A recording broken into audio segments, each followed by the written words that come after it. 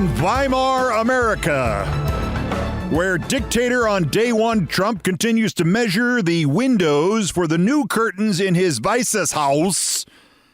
And I don't know if that has been processed on the fascist side of this equation, or if we have properly done so on the, non-dictator-on-day-one side, but it is increasingly obvious that Trump is increasingly confident that he will seize power next year and getting increasingly sloppy about what he tells us about that time.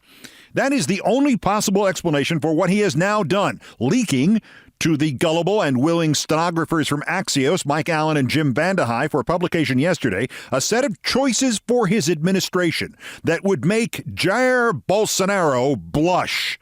Vice President Tucker Carlson, Chief of Staff Steve Bannon, CIA Director Kash Patel, Attorney General Stephen Miller, or Attorney General Mike Davis, or Attorney General J.D. Vance, Secretary of Defense Tom Cotton, Secretary of Denial Kari Lake, Secretaries-of-to-be-announced later Kristi, Noem, Byron Donalds, Johnny McEntee, and, of course, Secretary of Lecterns, Sarah Huckabee.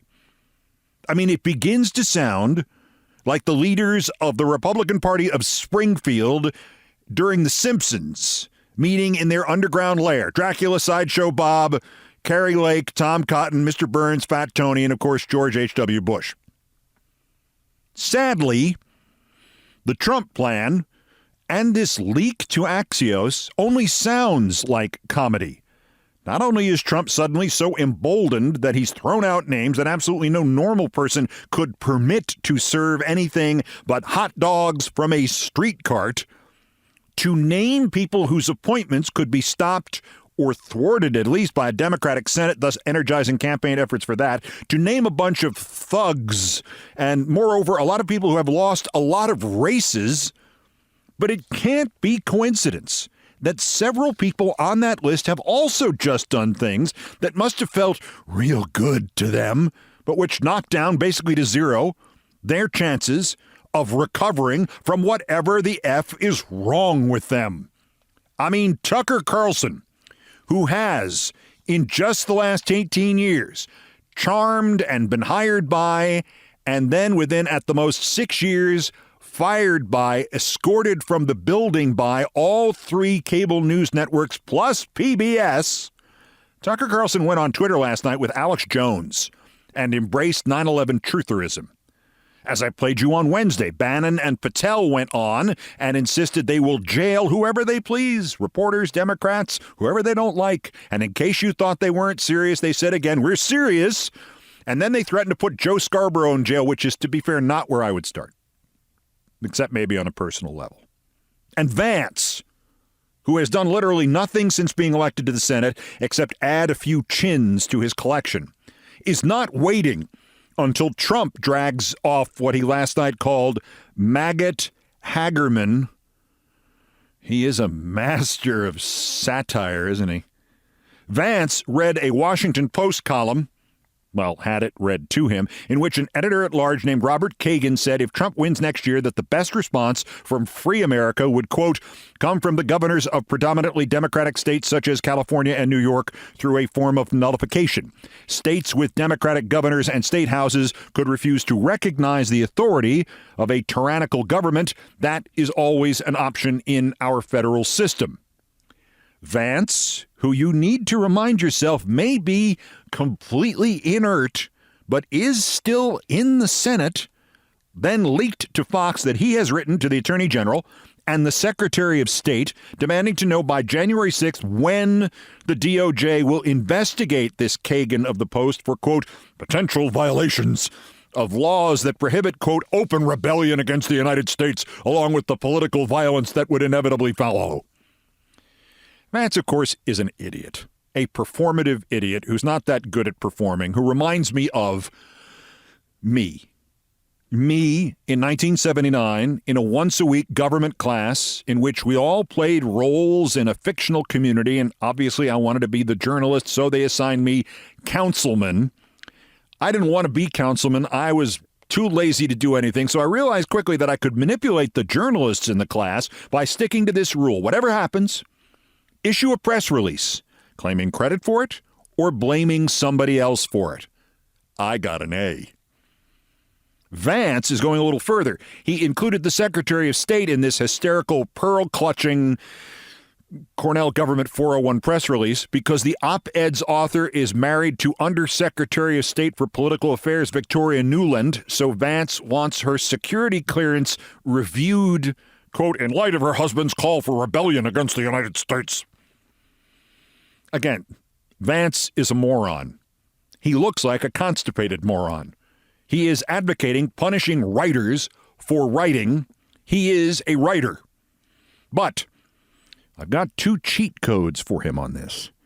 J.D., if you really want to push this, Victoria Nuland's sister used to have the seats in the front row at Yankee Stadium next to mine. And so I used to go to her with some of the games and share the tickets, and I sat next to her a couple of times.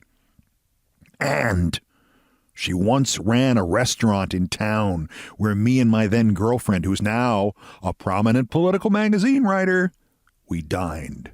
She brought us breadsticks, J.D. It's all part of the conspiracy. Gotta be a conspiracy there, Mr. Checks notes. Secretary of Lumber. Also, the op-ed itself misses a much juicier solution to a Trump restoration. Blue states nullifying, great. Blue states stopping the sending of our tax money to the federal fascist government. 3 weeks of that. No money coming in from the blue states, and Trump would have to sell his blood to Octapharma Plasma in Tacoma Park, Maryland, just to meet White House payroll. Back to the point. We will never fully know, not even after the autopsy, what precisely is wrong with Trump's brain, but it seems clear that whatever it is, one of the symptoms is that he must convince himself that he is winning, that he will win, that he will always win. Jack Smith is right. Trump is a serial election denier, but it's deeper than that. At his advanced age and with his advanced diseases, if he ever believed he was defeated, he would die. Maybe not literally, but certainly figuratively. So the greatest relief he could possibly have in life would be to firmly believe, 334 days before it happens, that he has already won the 2024 election, and that is how he is behaving. That I'm not sure what to do with that. But it has to make him sloppy and vulnerable, and better minds than yours and mine can figure out which soft spot on his head to push first. It continues in court. Trump invented the nonsensical presidential immunity, then demanded Judge Chutkan dismiss the subversion case because of it. She ruled against him. He not only appealed, but last night had his lawyers write that while he appeals, she has to suspend everything in the case. Quote, all current deadlines must be held in abeyance until at minimum this motion is resolved. President Trump will proceed based on that understanding and the authorities set forth herein absent further order of the court. It's a stall. It's strategic. It could push even the Smith D.C. trial past the election if it works. But it's with the extra unnecessary dollops of arrogance. They are writing he will ignore the judge unless the judge orders him not to ignore her, at which point he will ignore her order. It's stupid and bitchy. It's like saying, I only want to be called President Trump ever again, so I'm changing my first name to President. So then, if I win, you have to call me President Trump. This lines up with what his staffer Alyssa Farah said the other day, that it ain't just you and me. Quote, it's kind of remarkable. I've been watching the clips from Trump's visit to Iowa, and I'm stunned, having spent a lot of time with him in 2020 and years before, he is slowing down. There's a lack of sharpness in what he's saying and a lack of clarity. Well, it's not just slowing down. It's not taking any time at all to keep your darker secrets secret. The banter over Dictator-On-Day-One with Hannity was an example of that. Why say that? It's as John Le Carre wrote in Tinker, Tailor, Soldier, Spy when his friend postulates to George Smiley that the Russian spy master is fireproof. He is not fireproof because he's a fanatic. One day, that lack of moderation will be his downfall. That's the point. Trump has stopped making any effort of any semblance of any moderation. It is now almost inconceivable that he could ever actually do anything to destroy himself. But remember, to destroy himself, he only has to destroy the confidence of about 50,000 key voters who were going to vote for him. It's like this latest leak to Axios. What value is there in saying, here's Vice President Tucker Carlson, psychopathic white supremacist with a crazy laugh, whose career stability makes Keith Olbermann's look like that of Bob Cratchit. I'm going to put him in government, along with Kari Lake, whose highest elected office was weekend weather girl in Rock Island, Illinois. It's the kind of things you do not do to rally your base, nor to scare your opponents, but because you really can't stop yourself from doing them and you really, really want to. Suddenly you are more convinced than ever that you can get away with them. And if that is not a description of the entire Trump Nazi party, I don't know what is. Meantime, Matt Gaetz may be available for Trump's wish list or for kids' parties. He has become a walking human target. USA Today last night reporting the Republicans are thinking of expelling him, too. They quoted one Republican representative anonymously. There were a number of people who voted to expel Santos with the express intent of thinking through the precedent there on what happens next.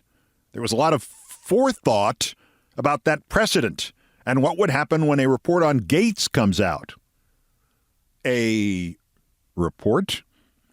Shortly after the USA Today story, CNN produced evidence that the report, the investigation into Gaetz and minors, is still alive. The chairman and ranking member have authorized staff to conduct an interview, reads a document CNN got. An interview with a witness. Bye, Felicia. Every Robespierre eventually meets his guillotine. And meanwhile, as to the guy Gaetz put into the speakership, Mike Johnson is having an episode. I think that's the word, an episode. He told a Christian nationalist meeting the other night that he is Moses.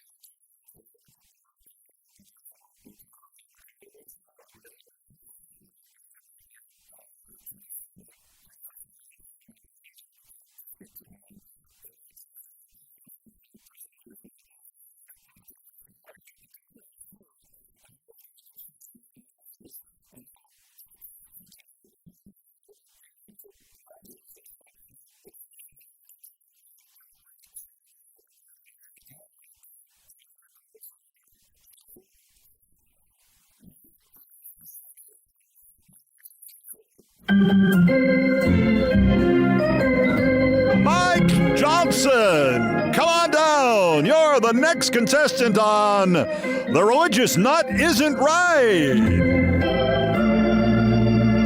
Thank you, Nancy Faust. Mr. Speaker, that wasn't God. It's a tumor. By the way, Mike Johnson followed up his revelation that he's Moses. Hey, Ma, get this guy. He's Moses. He followed up his revelation that he's Moses by trying to hold up aid to Israel and blackmail the Senate with it. If you're Moses, boy, there's the desert. Get wandering. See you in 2063. And comic relief from January 6th. Alan Hostetter, a former police chief, everybody seems surprised by that, gets 11 years for January 6th.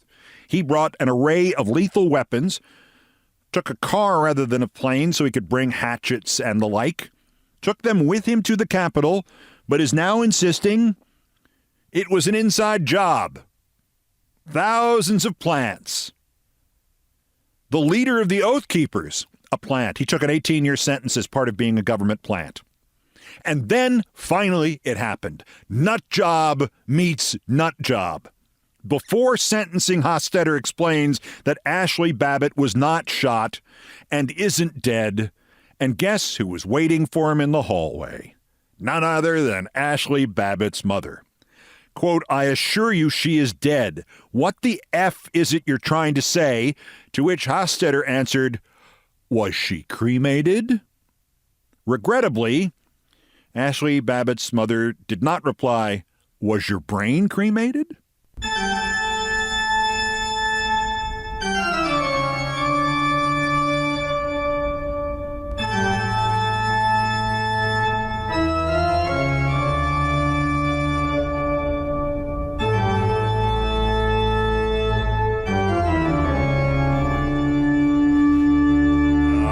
The sound of box toccata.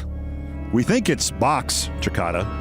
Anyway, it means it's time for the daily roundup of the miscreants, morons, and Dunning-Kruger effect specimens who constitute today's worst persons in the world. Worse, a tie. I'm just going to play this first one. It's not just Congresswoman Lisa McClain of Michigan, MAGA idiot. It's Congresswoman Lisa McClain of Michigan, MAGA idiot, trying to explain how proud she is to be MAGA and then making a MAGA idiot of herself. So as one of your so-called MAGA Republicans, who again, I don't apologize for, because under MAGA Republican leadership, I might remind everybody, crime was down. Crime was up. Crime was down under the last administration. Clearly, crime was down. Thank you, Congresswoman, for that clear and convincing elucidation. Now, for almost anybody else, that would have been the highlight of Congresswoman Lisa McClain's idiocy. But last year, she publicly claimed that Trump caught Osama bin Laden. So she has many, many years of quality self-owning idiocy ahead of her. Plus, she's still only tied for the up-and-coming would-be Congressman Philip Sean Grillo's aspirations of being worst person in the world. He is running to succeed George Santos as the rep from the 3rd District of New York. The Democrats yesterday chose former Congressman Tom Suozzi and plan to spend about $11 billion to regain that seat. But as to Grillo and the Republicans, he may not be the nominee because he has another job. And when I say job, I mean he's probably going to be busy going to prison. Mr. Grillo was found guilty on Tuesday of this week on a felony count of obstruction of an official proceeding. And by this point in the plot, you can probably guess which official proceeding. That's right. Grillo broke into the Capitol on January 6th. Went in several different times, once went in through a broken window, recorded videos of himself, and was interviewed by others to explain, quote, "I'm here to stop the steal. It's our effing house." But even for one of Trump's slaves, Mr. Grillo, would-be Republican congressman, is pretty effing stupid. At his trial, in his defense, he explained that he thought he was authorized to break into the Capitol, and better still, Grillo testified that he didn't realize how serious what he did was because he didn't know that the Capitol was where Congress met. I know! What a surprise! And prior to January 6th, Mr. Grillo was the New York State Republican leader for the New York 24th Assembly District, which is in Queens, next to Kew Gardens. A Republican Party official didn't know where Congress met, running for Congress. And if he were nominated and elected to succeed George Santos, he'd still be only like the 15th or 16th dumbest Republican in there. The runner-up, worser, Buffalo Bills head coach Sean McDermott, who confirmed in a teary news conference yesterday that the media report is true. He did reference 9/11 in a team meeting in 2019 in an attempt to motivate the Bills. According to the Substack Go Long, what in fact McDermott did was, quote, cited the hijackers as a group of people who were all able to get on the same page to orchestrate attacks to perfection, unquote. Okay. Not long after 9/11, two sports figures that we heard of at least, one of them, the late Hall of Fame football coach Bobby Bowden, used 9/11, tried to within a sports context. The ex-general manager of the Cincinnati Reds, Jim Bowden, said the Baseball Players Union, as it contemplated a 2002 strike, might as well fly the planes into the towers, is what he said. The football coach, same spelling, different pronunciation, thought that the "Let's Roll" chant attributed to Flight 93 passenger Todd Beamer would be a great motto for his football team because that guy on that plane, when they was fixing to die. You see where he went with this. I thought then, and I think now both of them, and Bowden not only apologized for it years later, but he actually apologized to me, and we did a couple of games together on ESPN Radio. Bowden said some therapy had showed to him that he was using the analogy and treating it so lightheartedly because, bluntly, he was trying to minimize how scared he was after 9/11. I think both of those guys were suffering from 9/11 post-traumatic stress disorder. In fact, truth be told, I think most of America in 2001 suffered from post-traumatic stress disorder, and 99% of the victims have never gotten any treatment, which may be why we are where we are today. People forget. I mean, the people at HBO sure forgot. But Bill Maher got fired from his nightly ABC talk show when a week after the attacks, he said that in this equation, the Americans had, quote, been the cowards lobbing cruise missiles from 2,000 miles away while, quote, staying in the airplane when it hits the building, say what you want about it, it's not cowardly, unquote. But the Bills coach, Mr. McDermott, did this in 2019. I think the reaction to what he has now admitted to is best summed up by the famous tweet by the social media absurdist Drill, quote, issuing correction on a previous post of mine regarding the terror group ISIL, you do not under any circumstances, quote, gotta hand it to them, unquote. But our winners, the worst, Vivek Ramaswamy and Nick Fuentes, white supremacists, both of them. The stuff that would have gotten you thrown out of American public life, even the Republican Party, even, 10 years ago? The stuff is now what makes you a national figure in the Republican fascist Trump for King party. During the GOP debate Wednesday, and yes, CNN has inexplicably announced it's going to televise 2 more Republican debates in January, probably because they don't know what to do now that the Charles Barkley Gayle King show has premiered, and somehow it did not draw 300 million viewers compared to none for MSNBC. During the last debate, Ramaswamy not only embraced the anti-Semitic Great Replacement theory, the paranoid psychosis that led to the mass shooting at the Pittsburgh synagogue, and he not only insisted that it was not just a conspiracy theory, but, quote, a basic statement of the Democratic Party's platform. But when the noted anti-Semite and racist Nick Fuentes tweeted a clip praising Ramaswamy for spewing his own bilge, Ramaswamy retweeted Fuentes. Now look, Ramaswamy is either a brain-dead hate-monger who has one skill, talking fast, or he's just a shyster con man. Fuentes, let's see, a little easier. He's just a piece of shit. But they do, every time out, make me laugh. Darkly, but I'm still laughing, because the essence of the Great Replacement theory is that, quote, the Jews, unquote, are arranging to replace all the white people with, quote, third world voters, meaning Hispanics, Africans, people from the Middle East, Asia, the Indian subcontinent. And I never get over the fact that while Republicans and fascists and other Trump slaves will cheer Ramaswamy and Fuentes, as long as Ramaswamy and Fuentes are parroting this excuse for why they, the white folk, failed at life, it has apparently never occurred to Ramaswamy or Fuentes that if their crowd really does gain power and really does seal the border and really does turn away the hordes that aren't there, when the Trumpists are out of immigrants to purge, when the ethnic cleansing is over, you know, Nick, and Vivek, you do know who your group is going to turn on next, right? Because what Trump wants here requires that there will always be an other to persecute. And gentlemen, Nick, Vivek, I hate to tell you this, but Vivek, your parents were born in India. And Nick, you're a little vague on this, but you have said your father's family is from Mexico. And sooner or later, when they run out of new others to purge, Trump will point over at you, Vivek Ramaswamy, and you, Nick Fuentes, and say, "Who are those brown guys?"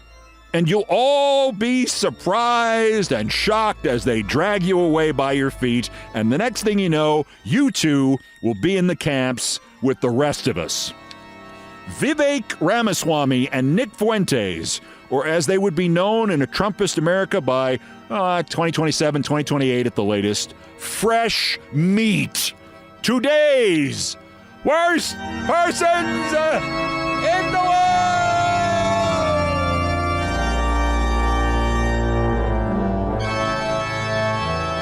Now, well, you may be wondering why we're already done with worst persons and the commentary is over, and the answer is, I have a thing called scintillating scotoma. I think I once knew an exotic dancer named Scintillating Scotoma. It sounds weird, and it is weird. Happily, it's not usually really painful, and it's not that serious, and sometimes it's called an ocular migraine. But while often connected to a migraine, by itself it is nowhere near as debilitating or upsetting as a migraine. I've had those too. But what you get is a bright pattern in the middle of your field of vision, usually in one eye, and then it usually gets larger and larger, and it'll spread to both eyes. And in my case, it usually hits its peak and looks like this kind of radiating, brilliant, white square that looks like, this is what it looks like, a glowing square zipper right in the middle of everything. Watching a hockey game, there it is right in the middle, about an inch square in your field of vision. And it moves and it recedes and then it sometimes comes back. I mean, I had friends in high school who would have paid good money for hallucinations this vivid. It's brought on by the things that bring on migraines: stress, blood flow problems, drugs, additives, drugs you're allergic to, additives you're allergic to, the usual range of stuff. Happily, they don't really hurt. But seeing through them is kind of difficult, at least for a half an hour or so. And they do, when they're gone, they leave you exhausted. I mean, it feels like I've been trying to lift weights with my head. The first one I ever had was one night about 9:30, 10 o'clock at SportsCenter. I'd written the script, and suddenly here comes this square glowing box in the middle of my vision. And I said, well, this is a problem because I can't read the teleprompter and I can't look down and read the script. I can't even find the script. So I told the producer and I said, look, let me try and lie down for half an hour. And they went and they told Linda Cohn, who was doing the 2 a.m. show, to get ready to do the 11 p.m. show. And she screamed, but I can't read KO's copy. And happily, I dozed off in a dark room, and half an hour later, it was fine. And Linda Cohn said she was the happiest person on earth. Anyway, I used to get them once every few years. Now, it's a year maybe. But sometimes it's a bunch in waves over a couple of days. And right now, I'm mid-wave. Obviously, I've been reading a script here, so there isn't one right there in the moment. Nothing is scintillating right at the moment, especially this copy.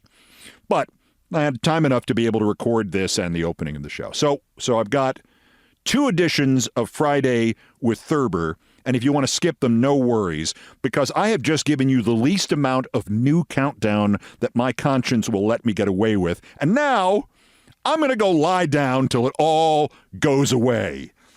And with the observation that I wish that would work with Trump, Thurber next. This is Countdown. 6, 8, 9, 10, 9, 8, 7, 6, 5, 4, 3, 2, 1, 0.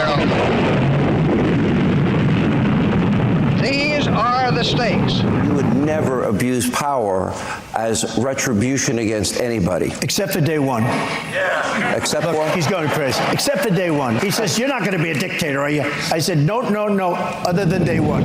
We must either love each other or we must die. Vote for President Biden on November 5th.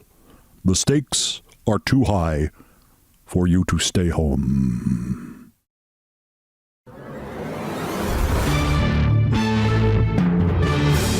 To the top of the countdown and Fridays with Thurber. And I am not going to dare suggest to you that there isn't at least something misogynistic about Mr. Preble gets rid of his wife. But the ultimate point of this short story, so masterfully crafted by James Thurber, this matter-of-fact style that almost makes you forget you are hearing about a man trying to murder his wife, is in a larger sense about the fact that women are more successful than men. This story does not compliment men, it does not compliment women, it does not compliment human beings, but it is still marvelous. Mr. Preble gets rid of his wife by James Thurber. Mr. Preble was a plump, middle-aged lawyer in Scarsdale. He used to kid with his stenographer about running away with him. "Let's run away together," he would say during a pause in dictation. "All righty," she would say. One rainy Monday afternoon, Mr. Preble was more serious about it than usual. "Let's run away together," said Mr. Preble.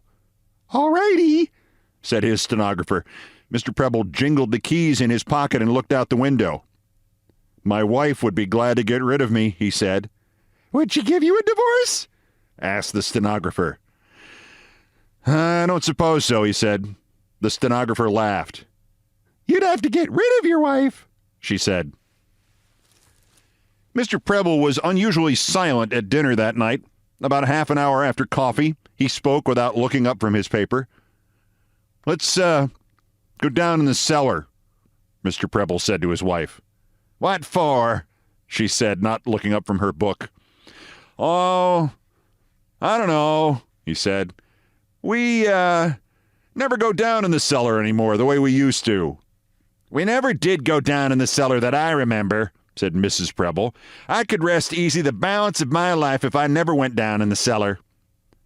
Mr. Preble was silent for several minutes. "Supposing I said it meant a whole lot to me," began Mr. Preble. "What's come over you?" his wife demanded. "It's cold down there, and there's absolutely nothing to do."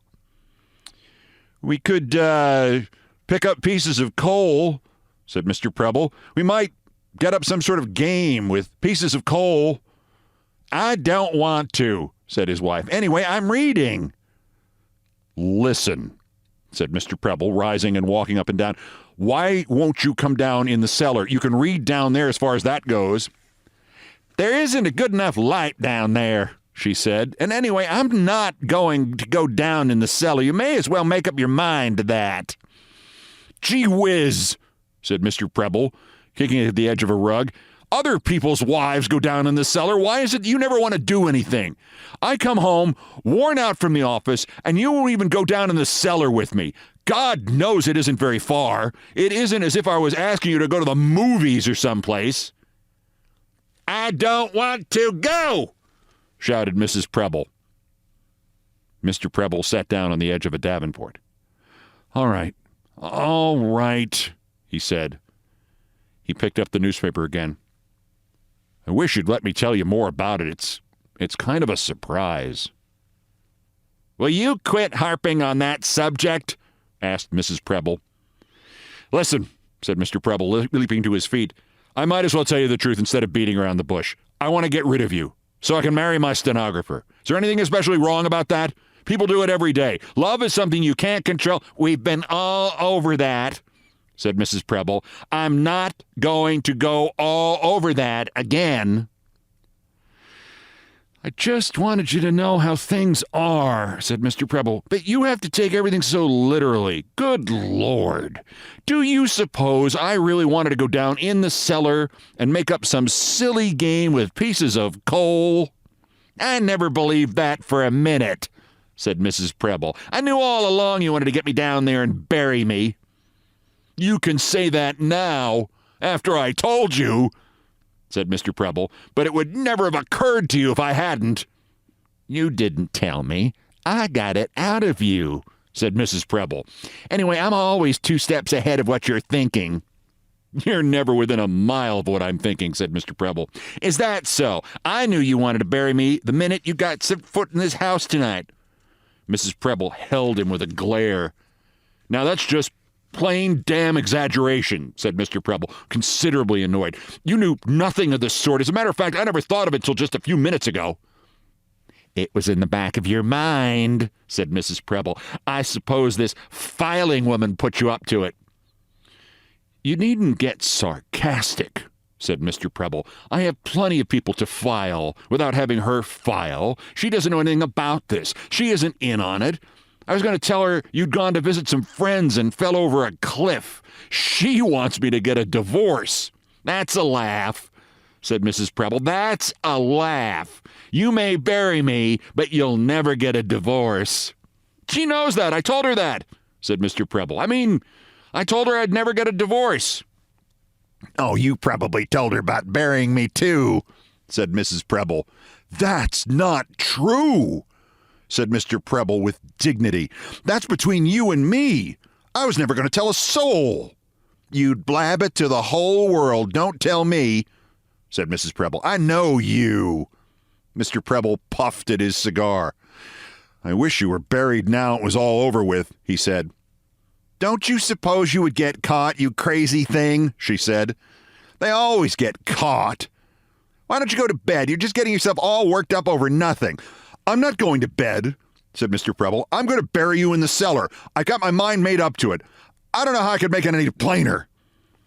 Listen, cried Mrs. Preble, throwing her book down. Will you be satisfied and shut up if I go down in the cellar? Can I have a little peace if I go down in the cellar? Will you let me alone then?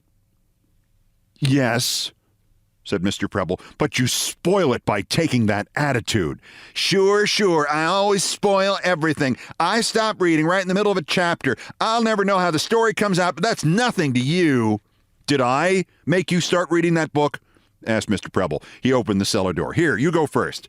Said Mrs. Preble, starting down the steps. It's cold down here. You would think of this at this time of the year. Any other husband would have buried his wife in the summer. You can't arrange those things just whenever you want to, said Mr. Preble. I didn't fall in love with this girl till late fall.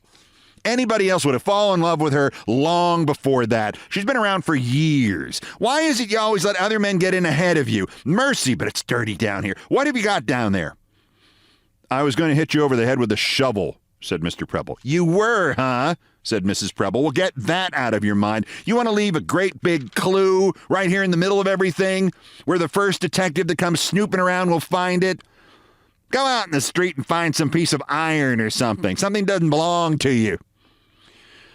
Oh, all right, said Mr. Preble, but there won't be any piece of iron in the street. Women always expect to pick up a piece of iron anywhere. If you look in the right place, you'll find it, said Mrs. Preble. And don't be gone long. Don't you dare stop in at the cigar store. I'm not going to stand down here in this cold cellar all night and freeze. All right, said Mr. Preble. I'll hurry. And shut that door behind you, she screamed after him. Where were you born? In a barn? Mr. Preble Gets Rid of His Wife by James Thurber.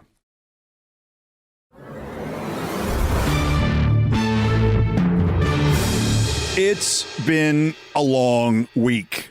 And every time I find myself thinking, it's been a long week, I like to turn to my book of James Thurber. And it's Fridays with Thurber, and it's been a few Fridays since I've done any James Thurber. And so let's start at the beginning. As I've mentioned many times, I read this story first aloud in a class in college in 1979, and a friend of mine came up to me and said, you should forget that sportscasting thing. You should read Thurber for a living. And I said, yeah, that'll ever happen. This is, for some reason, salvation for me, catharsis, and every other emotion that is appropriate after it has been a long week. A Box to Hide In by James Thurber. I waited till the large woman with the awful hat took up her sack of groceries and went out, peering at the tomatoes and the lettuce on her way. The clerk asked me what mine was. Have you got a box? I asked. A large box. I want a box to hide in. You want a box? He asked. I want a box to hide in, I said. What do you mean? He said. You mean a big box? I said I meant a big box, big enough to hold me. I haven't got any boxes, he said. Only cartons that cans come in. I tried several other groceries, and none of them had a box big enough for me to hide in. There was nothing for it but to face life out. I didn't feel strong, and I'd had this overpowering desire to hide in a box for a long time. Oh, what do you mean you want to hide in this box? One grocer asked me. It's a form of escape, I told him. Hiding in a box. It circumscribes your worries and the range of your anguish. You don't see people either. How in the hell do you eat when you're in this box? Asked the grocer. How in the hell do you get anything to eat? I said I had never been in a box and didn't know, but that would take care of itself. Well, he said finally, I haven't got any boxes, only some pasteboard cartons that cans come in. It was the same every place. I gave up when it got dark and the groceries closed and hid in my room again. I turned out the light and lay on the bed. You feel better when it gets dark. I could have hid in a closet, I suppose, but people are always opening doors. Somebody would find you in a closet. They would be startled, and you'd have to tell them why you were in the closet. Nobody pays attention to a big box lying on the floor. You could stay in it for days, and nobody'd think to look in it, not even the cleaning woman. My cleaning woman came the next morning and woke me up. I was still feeling bad. I asked her if she knew where I could get a large box. How big a box you want? She asked. I want a box big enough for me to get inside of, I said. She looked at me with big, dim eyes. There's something wrong with her glands. She's awful, but she has a big heart, which makes it worse. She's unbearable. Her husband is sick, and her children are sick, and she is sick too. I got to thinking how pleasant it would be if I were in a box now and didn't have to see her. I'd be in a box right there in the room, and she wouldn't know.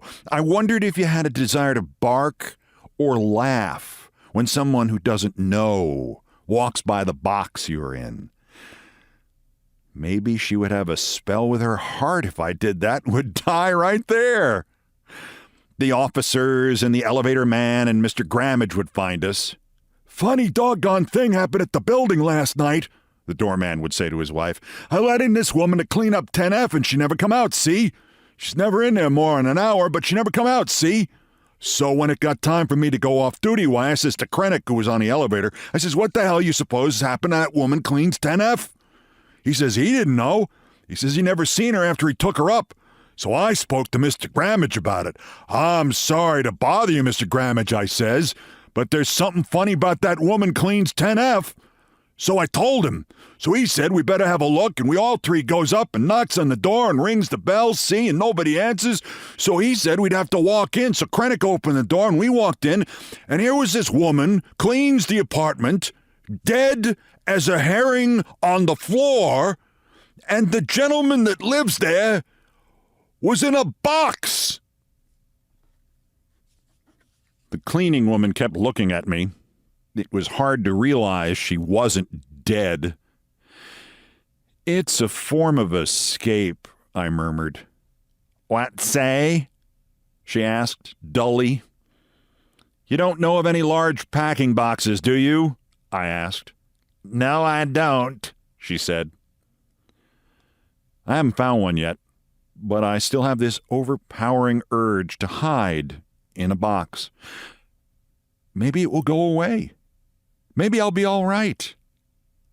Maybe it will get worse. It's hard to say. A Box to Hide In by James Thurber.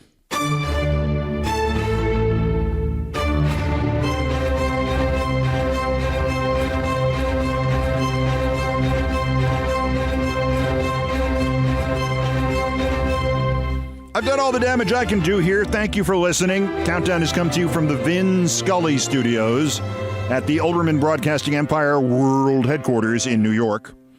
Countdown musical directors Brian Ray and John Philip Chanel arranged, produced, and performed most of our music.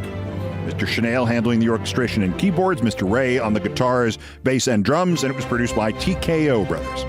Other music, including some of the Beethoven compositions, were arranged and performed by the group No Horns Allowed. Sports music, courtesy of ESPN Inc., written by Mitch Warren Davis. We call it the Olbermann theme from ESPN2. Our satirical and pithy musical comments are by Nancy Faust, the best baseball stadium organist ever. So that's Countdown for this, the 1067th day since Dementia J. Trump's first attempted coup against the democratically elected government of the United States. Use the Insurrection Act against him and them while we still can. The next scheduled countdown is Tuesday, bulletins as the news warrants and my eyeballs permit. Till then, I'm scintillating Scotoma. Good morning, good afternoon, good night, and good luck.